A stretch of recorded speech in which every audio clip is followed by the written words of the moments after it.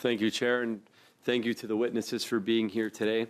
Just to follow up on, I guess, what we've been talking about and what Ms. Dancho sort of led in with, we're talking about agentic AI. And Mr. Lallier, maybe just for clarity, so here we're talking about systems that are essentially digital employees, for lack of a better word, that can create other agents of themselves and like basically form their own task force.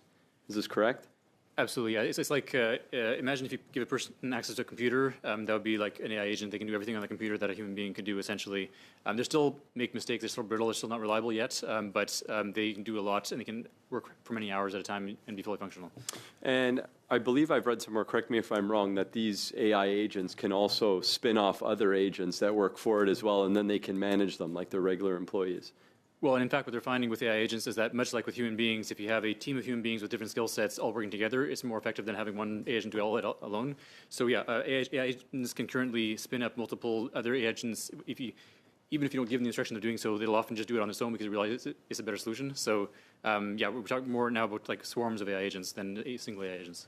So you had referenced in your opening remarks in the Mexican government system that was attacked and how, you know, it wasn't just that AI was kind of told to go do something. It created the plan, developed the sophistication, and then was able to breach over 100+ million different pieces of data and information. So how would you say agentic AI changes the scale and speed of cyber attacks compared to traditional hacking tools?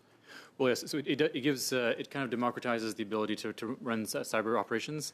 There's another example in November with that Anthropic flagged, which basically Chinese state actors had used an AI system to help. There again, not just like in the past, AI-powered cyber crimes were things like the AI would write a section of code and then the hacker would then copy paste that code into their action and do that step by step.